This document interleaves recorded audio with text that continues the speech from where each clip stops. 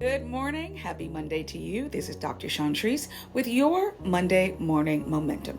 Okay, so how did we do last week with slaying our sacred cows? Now, if you weren't able to slay any cows last week, it's okay because this is a work in progress.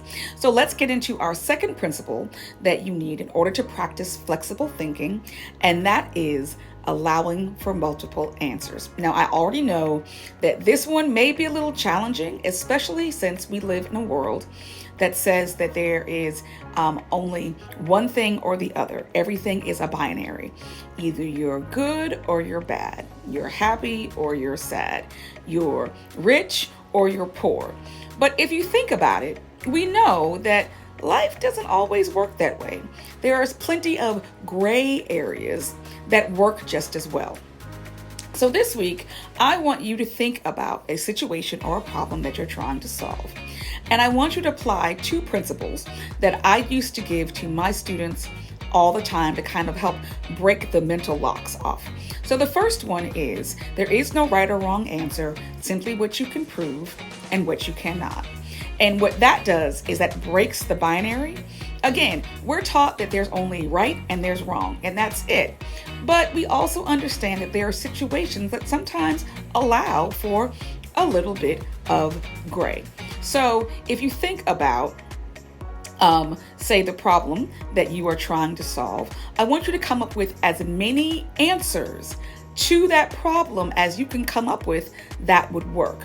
Don't just start with one and say, okay, that's it. Because see, when we do that, we block off other possibilities, and the answer that we really need might be in choice number 2, 3, 4, or 5. The other thing that I want you to think about is instead of trying to find the right answer, look for a right answer. And you might be thinking, Dr. Chantrice, that's the same thing. But it's not.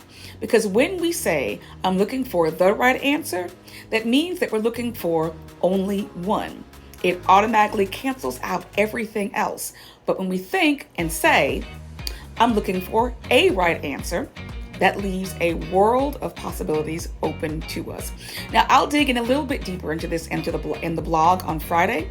But again, the two principles that I want you to think of this week when you're trying to solve problems are A, there is no right or wrong answer. There's simply what you can prove and what you can't. And B, instead of looking for the right answer, look for a right answer. All right, tune in to your blog on Friday for a little bit of a deep dive into this. And in the meantime, make it a great Monday.